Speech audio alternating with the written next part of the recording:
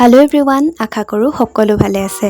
আজিৰ পৰা প্ৰায় এমাহমান দিন ডেইলি ভ্লগ দিম বুলি ভাবিছোঁ, কিয়নো আগন্তুক প্ৰায় এমাহ এই দিনকেইটা মোৰ বাবে বহুত বেছি স্পেচিয়েল।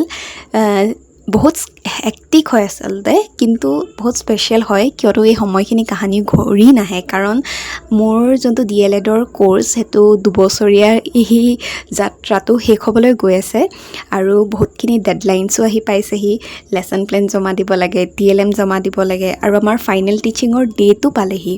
কিন্তু তাৰ মাজতে আচলতে ভালপোৱা কামখিনি কৰি যাম বুলি ভাবিছোঁ আৰু আচলতে বহুতখিনি বুজা পৰি গৈছে, কিন্তু তাৰ মাজতে আচলতে মাল্টিটাস্কিঙত বিলিভ কৰোঁ দেই। মই যদি এটা কাম ভালকৈ কৰিব পাৰিছোঁ, আন এটা কামো লগে লগে কৰি নিব পাৰিম বুলি মই ভাবোঁ।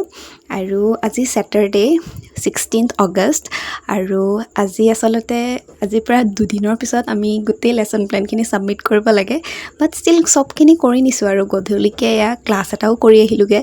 আৰু এয়া বাপাৰ দৰ্শন হৈ যায় যে, সেয়াই মানে মোৰ ফেভৰেট পাৰ্ট গধূলিটোৰ। আৰু এতিয়া আকৌ পুনৰ বহিছোঁ, লেটছ চি আজিৰ ভিতৰত কিমান কমপ্লিট কৰিব পাৰোঁ।